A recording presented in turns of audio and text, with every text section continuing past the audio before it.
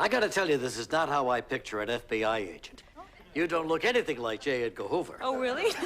Because this is his dress. In this era of sequels, remakes, and reboots, it can be hard to come across sincere, heartfelt content that doesn't feel like it was generated by some soulless industry algorithm to make a quick buck off of a popular property. Which is why I always appreciate it when good movies are able to follow it up with good sequels that don't feel forced and unnecessary, especially when they use those sequels to improve upon aspects of the original and even correct their mistakes. And as far as sequels go, I feel like Miss Congeniality 2 is a really underrated one.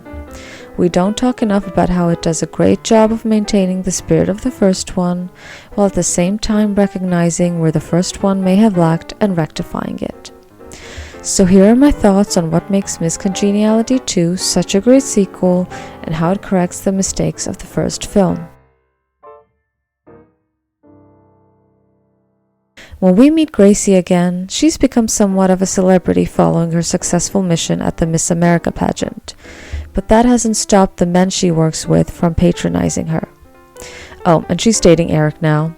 You know, the sexist douche from the first movie that was constantly objectifying women and mocking Gracie, but she falls in love with him anyway. Just the absolute worst.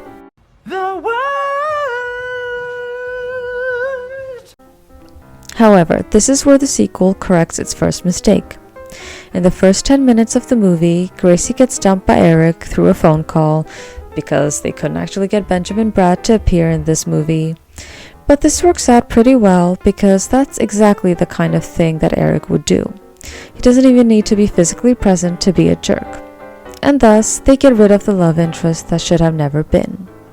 But this does serve as a blow to Gracie's self-esteem and how she sees herself. For the first time, Gracie seems conscious of her lack of femininity in a way we didn't see in the first movie. When her boss suggests she become the spokesperson for the FBI when her fame starts to get in the way of her missions, she agrees to become a glamorized, glorified prop for the agency. To cope, we see her become concerned with appearances, putting aside her own values to conform to feminine beauty standards. Changing herself this way not only doesn't solve her problems, but brings out the worst in her. Far from being a role model, she tells a little girl who looks up to her that instead of staying true to herself, she should focus on how others see her. The movie has to take her to the opposite extreme to eventually bring her to a space where she's comfortable with herself through confrontation with a equal. Enter Sam. Gracie gets to have a love interest in the sequel too, just not in the traditional sense. This one has more to do with platonic love rather than a romantic one, a concept that the ancient Greeks called philia. In this case, it's her fellow FBI agent and bodyguard Sam Fuller, played by the brilliant Regina King. Sam is a crucial part of how the sequel improves upon its predecessor by expanding on the theme of female friendship and solidarity. The first Miss Congeniality saw Gracie learn to love and embrace women different from her, challenging her view of femininity being vapid and weak. But here, we see her confronting something much closer to home. When we meet Sam, she's very much her own person, but in many ways she's also an older version of Gracie. Aloof, hostile, masculine, aggressive, and dedicated to her work. In fact, when they first meet, Gracie treats Sam exactly like the men at work treat her. The now glamorous and personable Gracie can no longer see how condescending and demeaning that behavior is. Could you be a sweetheart and get me a Starbucks? I am dying for an iced venti caramel macchiato. Ugh. Oh, and get yourself a little something too. Let me tell you when I'm gonna get you an iced venti caramel macchiato. When they elect a black woman president of the Daughters of the American Revolution. Okay, and if that happens, I'd also like one of those little muffins. Where would you like it? Fuller, I'm sensing a little subtle hostility, and I think we should talk about it. I'm not even sure if it was intentional, but there are definitely subtle racial undertones to Sam's treatment. Yo, you and me in it together. Don't do that again. Although Sam might come across stubborn, she's rightfully indignant that she's being reduced to a second fiddle despite her qualifications. However, Sam is always assertive and defiant when she feels disrespected, refusing to be treated as anything but Gracie's equal. As a black woman, Sam has to work even harder than Gracie to be recognized in her field. Sam Fuller is where the writing really shines and feels ahead of the discourse that permeates pop culture today. The movie is empathetic towards Sam's disposition and validates her frustrations, while at the same time letting her develop into a character that is open to being more vulnerable and laid back, the same way the first movie did for Gracie.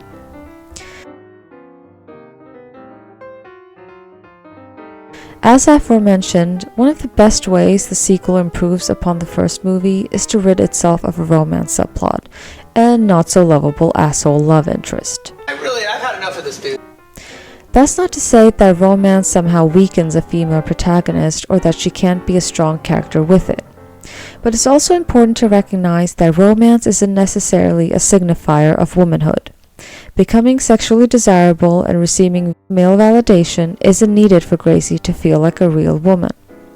Instead, the movie focuses on the blossoming friendship between two women to explore identity and expression.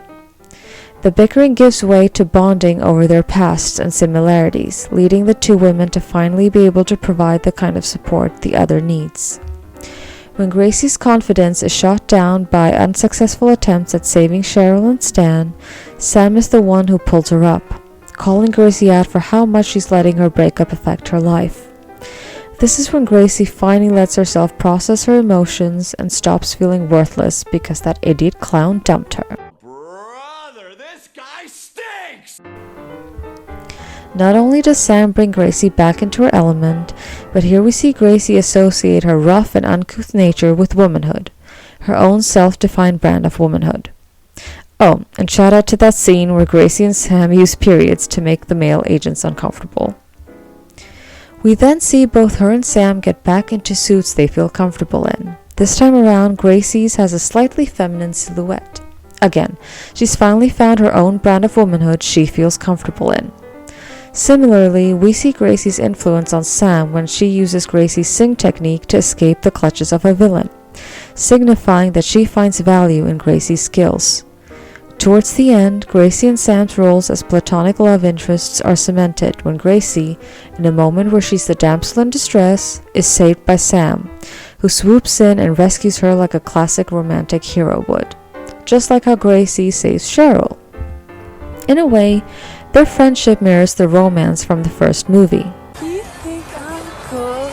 Just you wanna date me? But with an element of mutual respect and genuine support. The director wants to You're my new partner. You have to like me and back me up if someone's shooting at me. Not necessarily. That's the deal. Let's get The two women learn from each other and grow. Plus, Sandra Bullock and Regina King have amazing chemistry and comedic timing with each other. Okay, look. I don't work for you. You don't work for me.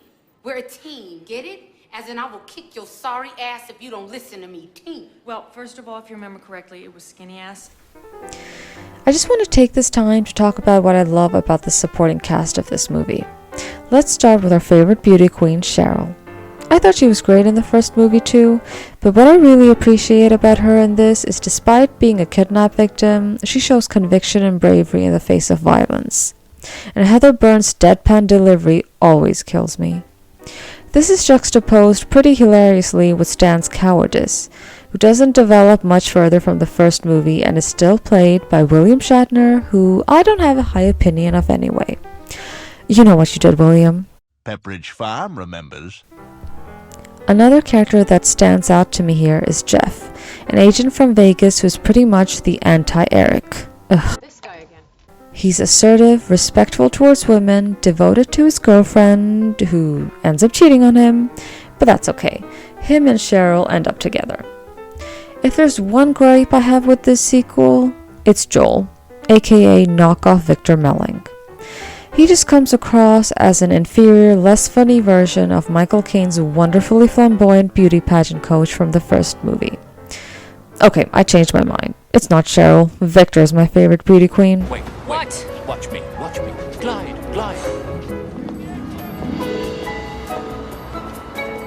See? Glide. It's all in the buttocks. Don't I look pretty? Takes a very secure man to walk like that. To wrap things up, I think the sequel manages to be about self-love in a way that was a little lacking in the first one, which I don't think we went unnoticed by the filmmakers. Otherwise, they wouldn't have made those corrections. It sends a wonderful message about how conforming to beauty standards isn't always the answer to low self-esteem and celebrates all kinds of women and gender expressions. As a kid, I loved seeing a movie with two female leads whose selling point wasn't their sex appeal. It paved the way for a lot of other movies like Heat, Spy, and Bridesmaids. Paul Feige was definitely taking notes. Which reminds me, how come in this era of sequels and reboots and remakes, we didn't get a Miss Congeniality 3 with Bullock and King reuniting? I'm so mad. Ultimately though, I think Gracie at the end of the first movie hadn't quite found herself yet. In the sequel, she's sure of who she is by the end and knows she has a strong support system to rely on, because even the best of us need help sometimes. While the first movie has Gracie open up to new possibilities, her journey is completed in the sequel when she finally embraces who she is and wants to inspire others to do the same. Since we're in class, I would like to share with you something I learned just recently. A little lesson, which is people may care about people who care about themselves, but I just don't really care about those people. Not really following you. No? Come here. Just have to take this. We'll take those. And then just there you are. But it doesn't have to be the end. They can still make a third one. Just saying, somebody called Feige. Thank you all for watching, and feel free to like and subscribe if you enjoyed this video. That was my first one, so let me know how I did. You think that was good? Tell me I'm good. Tell me it was good. Tell me I'm good. Tell me I'm good. Tell me that was good.